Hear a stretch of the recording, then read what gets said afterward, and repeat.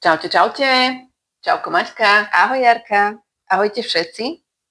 Dnes sa budeme rozprávať o takej asi nie moc úplne príjemnej téme, ale nevyhneme sa jej.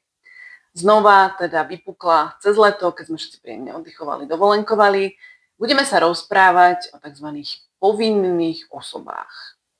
Buď tí ľudia v tých neziskovkách, ktorých sa to týka, o tom zatiaľ vôbec netušia, alebo tak trošku tušia, že sa ich to týka, ale ešte stále si chcú uchovať nejaké psychické zdravie a zostať trošku teda v rovnováhe a úplne nespanikáriť. Takže uvidíme, v ktorej skupine budete vy, keď dneska teda to na vás vyvalíme, že čo to všetko znamená. A vyvalíme to na vás úplne po lopate. Takže budeme dávať príklady. Maťka nám dá intro. Z čoho to vyplýva a z čoho vlastne vznikla tá povinná osoba? Kde to nájdeme? Takže ideme do zákona číslo 211 z roku 2000, alebo tzv. Infozákon. Už ho tu máme teda nejakých asi 25 rokov podľa teda tej účinnosti súdi, ale len nedávno sa začal tak bytostne a možno až bolestne dotýkať hlavne neziskového sektora, pretože tento mimovládkový zákon novelizoval aj tento zákon o slobodnom prístupe k informáciám.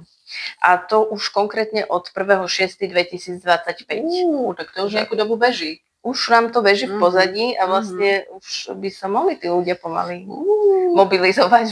Takže tí, ktorých sa to týka, postupujú do ďalšieho kola. Ideme si povedať, že čo to vlastne znamená byť alebo stať sa povinnou osobou. Pretože to asi v tom celom potrebujeme pochopiť na úvod. Čiže fakt nič príjemné. No a ako sa teda môžem stať takou povinnou osobou, ak som teda mimovládna nezisková organizácia? Môžem sa ňou stať, ak splním také 3 podmienky.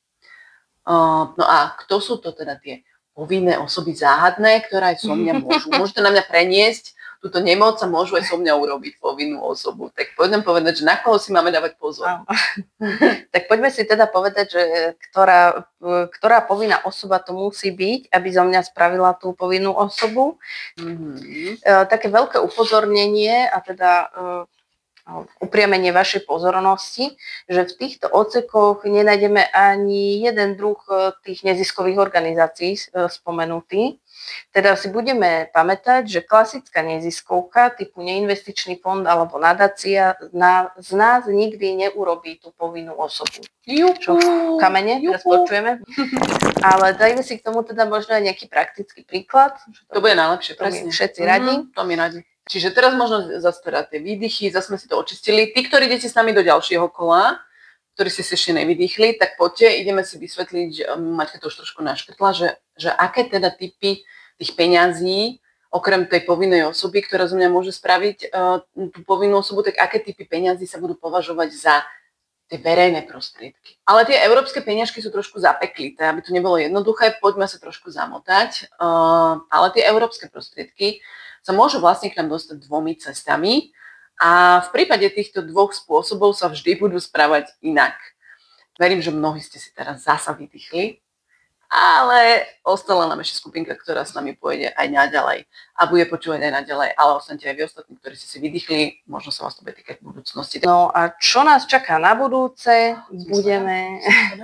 Budeme pokračovať v tomto detektívnom seriáli povinne zverejňovanými zmluvami, objednávkami, faktúrami, ale pukance si nechystajte, bude to šťavnaté.